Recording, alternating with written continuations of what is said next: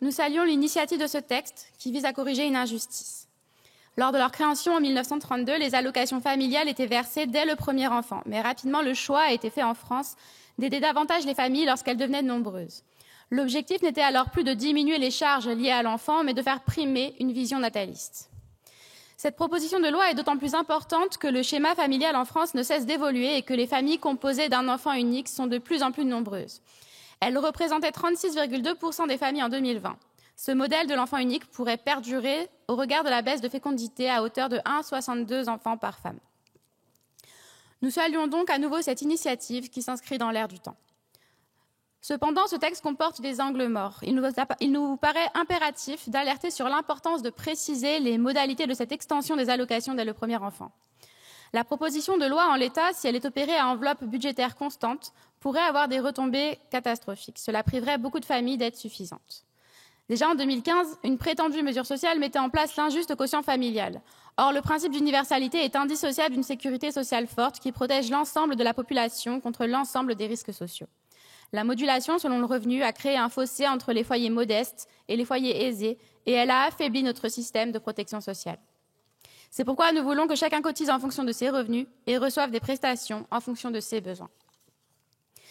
Des économistes en faveur de la suppression du quotient familial, comme Christiane Marty, proposent de réinvestir cette dépense fiscale dans les prestations familiales universalisées.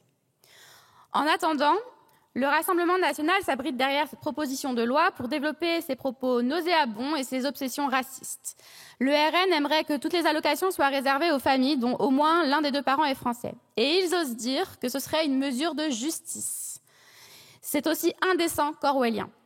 Cette demande de préférence nationale est d'autant plus ridicule quand on sait que les règles pour percevoir le versement des allocations familiales répondent à des critères stricts. Et cela les dispense de s'attaquer aux vrais problèmes.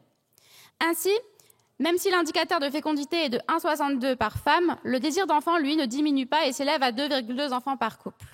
L'une des causes principales de cet écart est l'infertilité des couples. Ce facteur prend une autre dimension quand on sait que les pollutions environnementales en sont la première raison. La réautorisation de pesticides interdits, la pollution de l'eau et la contamination aux polluants éternels saccagent non seulement l'environnement, mais aussi nos corps. Les PFAS, qui regroupent sous cette appellation des milliers de substances chimiques, sont présentes dans de nombreux objets du quotidien et se diffusent dans l'eau, les sols, l'air et ils contaminent les organismes vivants, dont l'être humain.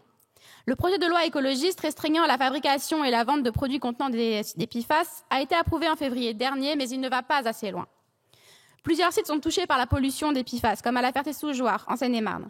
Des prélèvements réalisés en 2020 sur les eaux de surface de la Marne ont révélé des concentrations de 136,7 nanogrammes par litre, un chiffre 13 fois supérieur à la norme de sécurité et des limites jugées sûres pour la santé humaine. De nombreuses études épidémiologiques montrent l'impact dévastateur des PFAS sur la santé, en plus de la baisse de la fertilité. Ils génèrent cancer, troubles hormonaux et maladies cardiovasculaires. Selon Le Monde, environ 2 millions de Français sont déjà affectés par ces substances. Une fois l'obstacle de l'infertilité franchi pour les couples désireux d'enfants, il demeure que cette logique d'aide aux familles avec le versement des allocations familiales dès le premier enfant ne suffit pas à diminuer le décrochage de niveau de vie des foyers accueillant un premier enfant, car la vie est chère. La naissance d'un enfant transforme la vie des ménages. Ceux concernés par la naissance d'un premier enfant perdent 2 à 11% de leur niveau de vie entre l'année précédant la naissance et celle lui succédant. Les charges financières liées à l'éducation et au mode de garde explosent. Selon l'UNAF, le reste à charge annuel d'un couple de classe moyenne, toute tête déduite, pour faire garder un jeune enfant par assistante maternelle, a augmenté de 604 € et pour les crèches, c'est de 328 €. Cela représente un budget conséquent pour les familles modestes. Ces chiffres sont d'autant plus parlants que 4 parents sur 10 estiment qu'ils n'ont pas bénéficié d'un soutien suffisant de la part de la politique familiale à l'arrivée de leur premier enfant. Permettre aux femmes et aux couples de choisir librement d'avoir ou non des enfants, c'est ne pas laisser les contraintes budgétaires décider à leur place. De plus, comment bien s'occuper de ces enfants lorsque l'équilibre entre temps professionnel et temps personnel ne cesse de pencher en faveur du travail?